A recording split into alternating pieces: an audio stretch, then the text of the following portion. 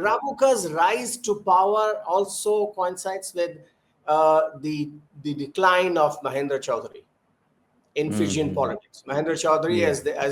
as the sole representative of Indian community in Fiji, got caught in corruption cases and a number of things that kind of dampened his image.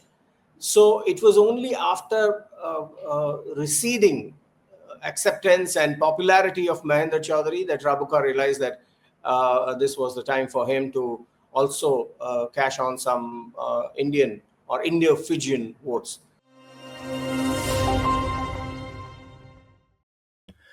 You're on the gist on Strat News Global. I'm Surya Gangadharan.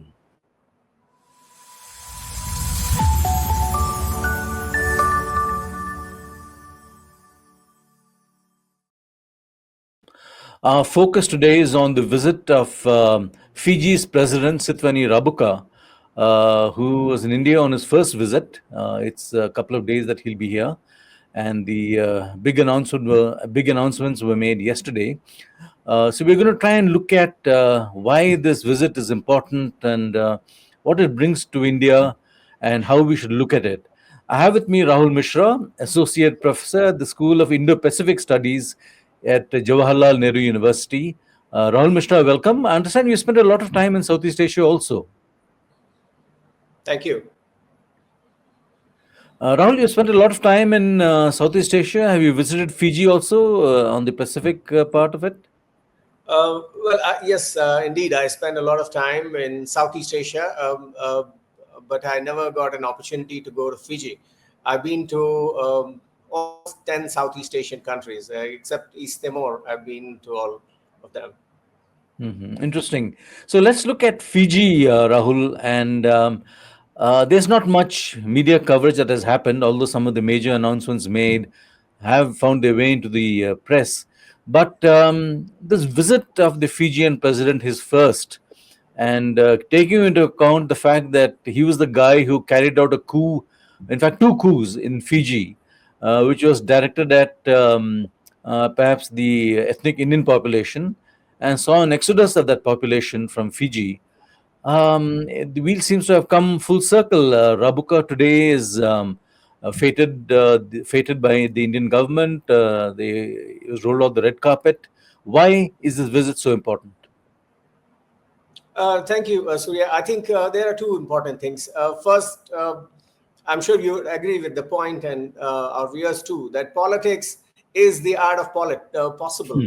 So, Yeah. whatever is happening in Fiji is just a reminder that domestic politics changes very quickly, and politicians who start off as radicals, as very hardliners, end up being more pragmatic and more inclusive in their approaches.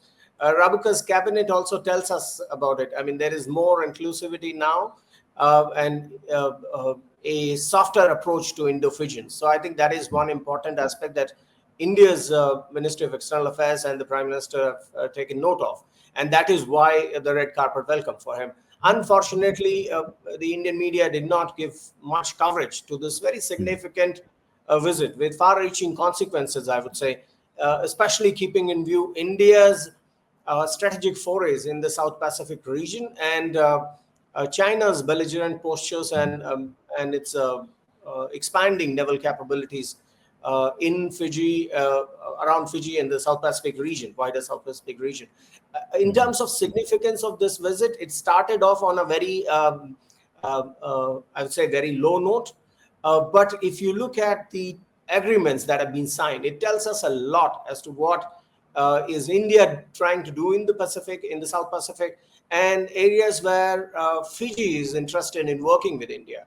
So a lot of possibilities on the strategic front, on the economic front. India's traditional capacity building and line of credit arrangements with the smaller countries of the Pacific and also Southeast Asia. So a continuation of that. So a lot of continuity, but significant changes moving forward. Mm-hmm. So Rahul, let's look at this guy Sitiveni Rabuka. Former army officer who led two coups in Fiji in '87, And a lot of his ire was directed at Indians who apparently occupied a lot of prominent positions in Fiji. And he was seen as a kind of a unifier of ethnic Fijians. Today, he has mellowed and come around. What is this man about? Well, Rabuka is a true politician with a military background. He Hmm. has, over a period of time, he has learnt a lot. And I think a comparable example would be Malaysia, where there are a lot of Indians, a significant amount of Indians and Indian diaspora, the largest in Southeast Asia and the Pacific. There also, in the past, we have seen how Mahathir tried to capitalize on this anti-India or anti-Indian sentiments. Mahathir was Hmm. more on anti-India, Indian and anti-Chinese. Rabuka, when he started, he needed strong political support. And if you allow me to use the Malay term Bhumiputra, which is prevalent Hmm. in Indonesia and Malaysia, is something that he also did. Sons of the soil should get all the opportunities, is how he started. Hmm. Not drawing a comparison, but this is also what Raj Thackeray has been doing in Mumbai. Hmm. So sons of soil is a very cheap commodity that politicians use to find a good standing, and then later on, when they have to get more votes and more acceptability, they change. So Rabuka, Prime Minister Rabuka today has matured quite a lot over a period of time. He's also realized that you cannot marginalize roughly 40% of the people in the country, Yeah. who Hmm. also happen to be some big businessmen, and medicine and engineering, higher education are sectors where they've been playing a prominent role. So it's not an easy task for any politician to isolate or at least marginalize people. So Rabuka's strategy over a period of time, he started with coups, yes, and somehow managed to stay in control, drawing a lot of ire from Commonwealth countries, particularly India, on assassination of democracy was the term used back then by United Kingdom. Yeah. Uh, Hmm. but things have changed. Things have really changed, and his political approach has also softened a lot. In addition to being more pragmatic and being more mature, it has also softened, so more inclusive an approach. And I think this is also manifested in his visit to India, a significant visit, which is first after he took over in 2022, and has a lot of support from the Indo-Fijian community who are interested in uh, building more trade. And as you mentioned, Rabuka as a politician also understands that at times you have to give preference to foreign policy priorities in Hmm. comparison to your domestic ones. So for Rabuka, since 2022, he has been very staunchly opposing the Chinese military activities, the island building efforts in Solomon Islands, in Papua New Guinea, and in Cook Islands. So overall, I think the approach is to counter China, and Americans are people whom Fiji, traditionally Fiji is not very pro-America, so they want to Yeah. keep the Western countries at arm's length and want to maintain, a more of a neutral position. So India fits in very well in a politician Rabuka's strategy, and that is why Hmm. he showed a lot of interest in visiting India. Hmm. But it's taken him a lot of time to, since the coup in 87, we are now in 2025. It's taken him a lot of time to transition to this role, isn't it? Obviously, it may not have been easy, given the fact that he stoked so many fires. That's true. That's true. Very, I would say, skilled and opportunist, for the lack of better term. But politics is all about cashing on opportunities. Yeah. Rabuka's rise to power also coincides with the decline of Mahendra Chaudhary in Fijian Hmm. politics. Mahendra Chaudhary, Yeah. as the sole representative of Indian community in Fiji, got caught in corruption cases and a number of things that kind of dampened his image. So it was only after receding acceptance and popularity of Mahendra Chaudhary that Rabuka realized that this was the time for him to also cash on some Indian or Indo-Fijian votes. So these two phenomena have happened simultaneously, overlapping with each other, and that's why it took him a long time. So what you're telling me is that Rabuka has kind of moved from one extreme to the center, and in that sense has support of perhaps many ethnic Indians in Fiji. Yes, so Fiji as a country or the local Fijians have also moved on. 30 years is a long time Hmm. for people to understand that the forces of globalization and free movement of capital and commodities, and the struggle, the incessant race for greater peace and prosperity has also kind of made them more aware of what their real challenges are. And Fijians, I think, as voters, are also now more informed as to how to best pick their candidates and pick their battles as well.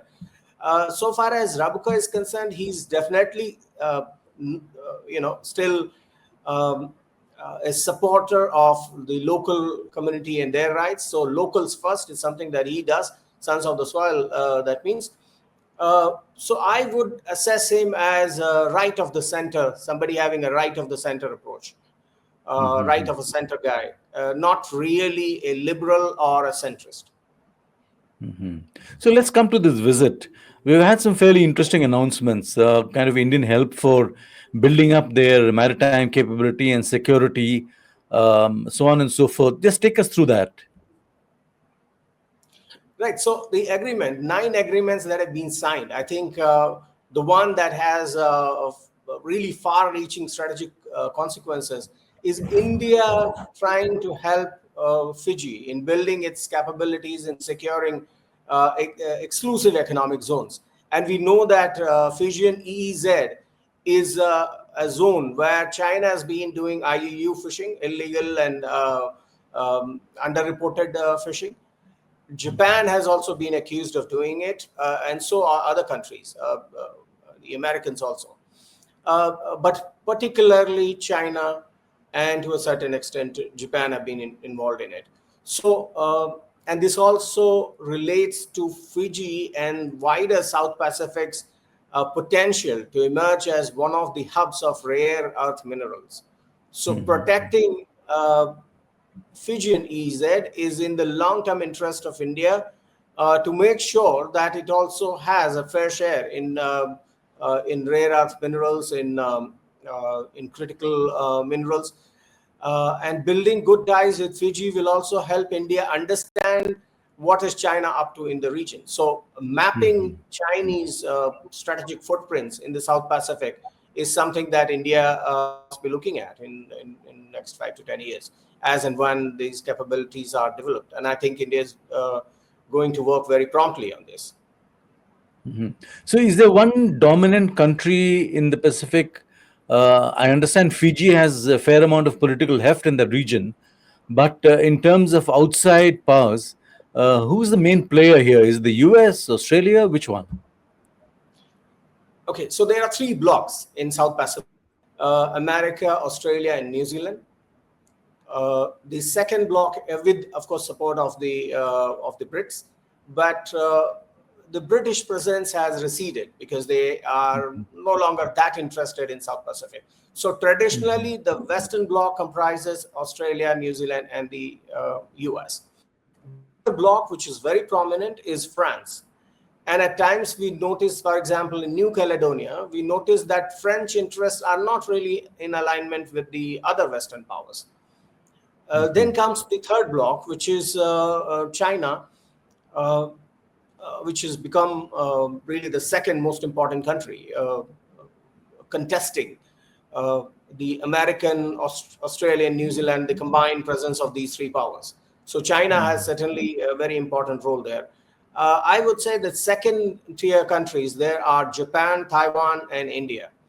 Japan, for its ODA presence, overseas developmental assistance, and the presence of Asian Development Bank funded projects. So Japanese interest there is more in preserving and protecting these countries, in battling climate change, in helping them take care of their people, so human development. Taiwan's interest, of course, is very important there. Cardinal interests for Taiwan, because these are the countries of the South Pacific are the ones that support and acknowledge Taiwan as a sovereign country. So Mhm. this is why Taiwan invests a lot of money there in South Pacific, which we've Mhm. noticed recently. India's Mhm. interest in this region took an moved to the next level with Modi coming to power, because he visited Fiji after 33 years in 2014. Yeah. India established FIPIC, the Forum for Indo-Pacific, for the Pacific countries, and three summits have already happened. Yeah. Jaipur, the last one was in Port Moresby in PNG, which happens to be the second most important country in the South Pacific. So India's interests again are twofold. One, establish itself or continue establishing itself as a developmental partner, a country that takes into consideration the climate vulnerabilities and battling climate challenges. But second, strategic interest, long-term strategic interest, keeping in view China's movements in the South Pacific. So Mhm. and third, of course, which is off again, on again kind of situation, and that is the diaspora. Sometimes our leadership thinks that diaspora is important in South Pacific and elsewhere, but sometimes they just simply forget about it. So, but I would still say that diaspora is important, and these covers Modi's three T's: trade, Yeah. technology, and tourism. So, for example, these 9 agreements that have been signed take into consideration the trade aspect, technology because you are looking at critical minerals and rare earth minerals, and tourism because there have been agreements on letter of intent signed on diaspora and higher education, so people to people connect as well. So Mhm. I would say that in a broader sense, there is a fair amount of consistency which is helping India. But India's reorientation on the strategic front is something that South Pacific countries are very happy about. Fiji, Mhm. particularly, is very happy about it. Rabuka, I would say, is very happy because India is no longer focusing on Indo-Fijian or any domestic politics aspect. It is playing a bigger role to counter China. So that Mhm. aligns with the Fijian national interest, security interest. And that also makes our friends, Australia, New Zealand, Americans, if we still call them friends, and Japanese very happy. So, what is our interest in that part of the world? What do we want from there? Okay, so there are, I would say, four important elements there. First, the long-term interest is to keep China in check, to echo this voice of Australia, New Zealand, Japan, and Taiwan, to support and endorse this idea that a rules-based order must be maintained in the Pacific, that China's exploitative moves and that diplomacy should not continue. Second, provide an alternative, even though there is a capacity shortfall, but provide an alternative, whether it is on capacity building, providing line of credit, defense agreement. So this time, the new development is a defense agreement. Yeah. Uh, Also helping these countries on security and a military front, which was absent earlier. So that is number one. Second is look at the critically important elements that are important for your technological advancement. So rare earth minerals, which are important for semiconductor. I think Prime Minister mentioned that in his address also, Independence Day, how we have lagged behind other countries by 3 decades. So that is second. Third is continue engagement with diaspora, but not just to our advantage. It has to be a two-way traffic. The diaspora contributes to India's advancement, and India also takes into account the diaspora's interest and concerns. And I think the fourth point is to also, in the long run, look at boosting trade. With Fiji, India has a massive balance of trade in its interest, in it on its Yeah. side, tilted on its side, because Fiji imports a lot of material from India. but they are okay with it. So if you want to have a balance, a fine balance of trade, then maybe India should import more minerals and more marine items from Fiji and wider South Pacific as well. So these are the four components which help India in sustaining its presence. You mentioned the critical minerals. Are these there in? Are these surveyed? These are defined reserves that they have that these can be exploited. Do we get a foot in here? Right. So PNG, Papua New Guinea, Cook Islands, Samoa already have these identified critical and rare earth minerals. Papua New Guinea is a very important source of critical minerals, and China is already eyeing it. They've already invested a lot of money. The uh, the geographic location of Papua New Guinea is such that it helps with your satellite observatory and other things. It is a very critically important location when it comes to space technology. With Fiji, there are vast reserves because Fiji, of course, is along that tectonic the belt. We know that Australia has a lot of critical minerals and rare earth minerals, and therefore the expectation that surveyors have is that Fiji also must have vast reserves, and surveys have already begun. We are yet to determine as to how much is there, but Fiji has to be, being a neighbor of Papua New Guinea and Australia, must also have vast reserves. And that is what interests China very much in that country. Now, the joint statement also referred to capacity building. There's going to be a visit by a naval ship, I understand, sometime this year. So, obviously, does Fiji have a small coast guard or a navy? So Fiji relies mostly on its coast guard. They really do not have a very strong military capability.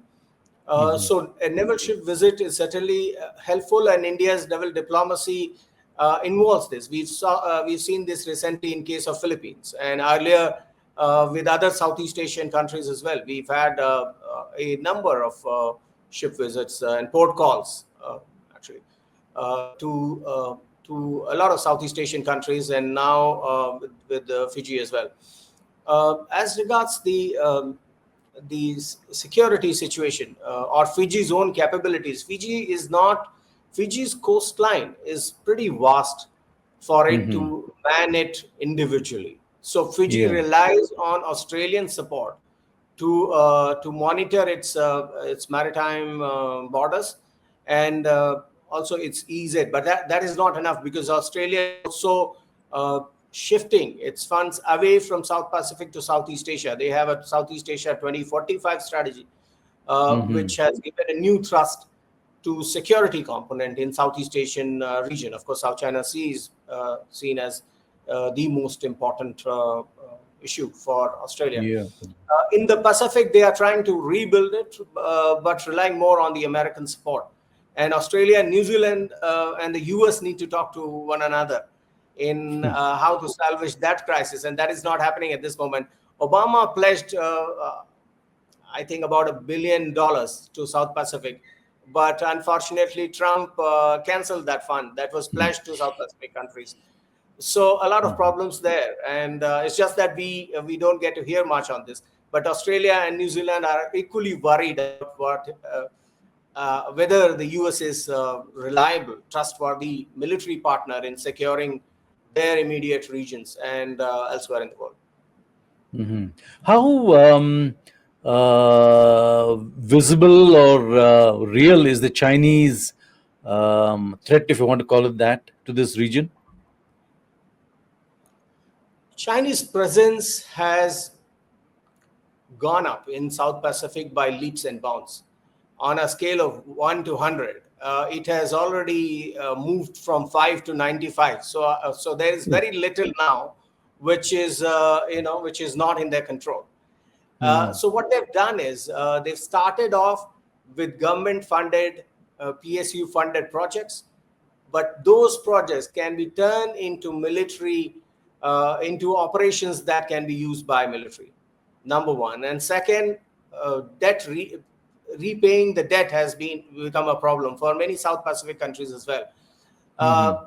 So in the long run, just like what the Chinese tried to do with Sri Lanka, they ask for a port. Djibouti is another example. So Yeah. asking for that port for military facility or docking their military ships. The third, really, I would say a unique development in the South Pacific is that China is not even playing it diplomatically anymore. They just straight away ask for docking rights in on a port for their military.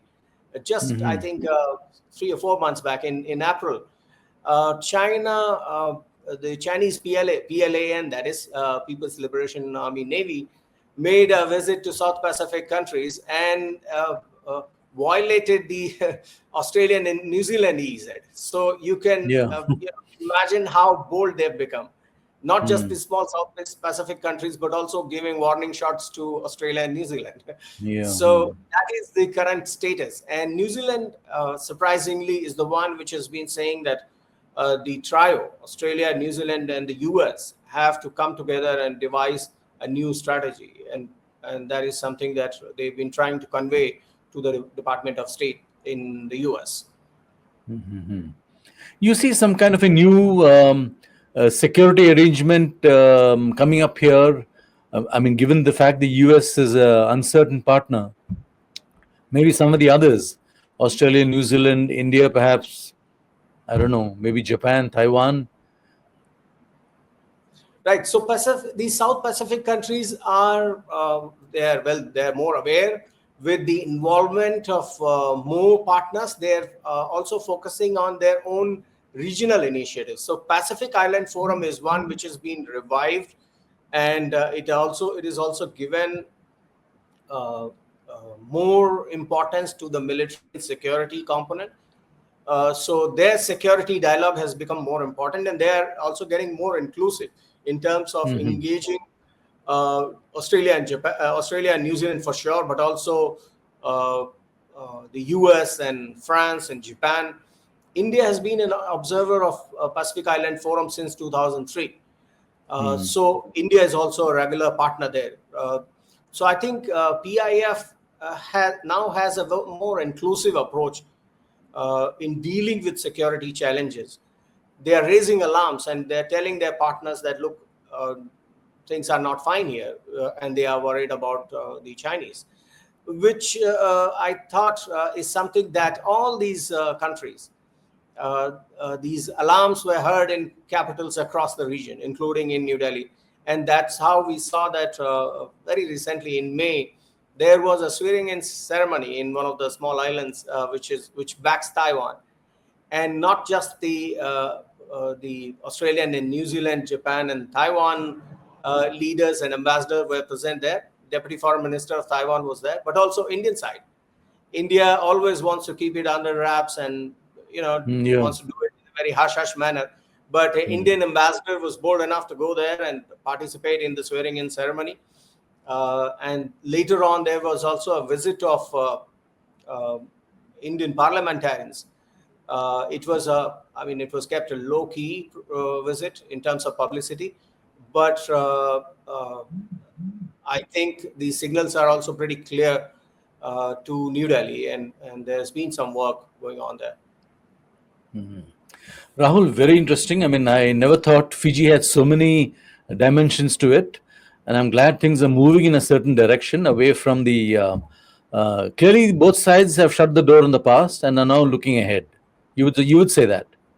Yes, definitely. Great, great. Looking forward to more news and perspective on that front. Rahul Mishra, thank you very much. Great perspective to have and a lot of insight there. Thank you. You're welcome. Pleasure, Surya. That's all we have for you on this broadcast. Do subscribe to our YouTube channel, follow us on social media. Thank you very much.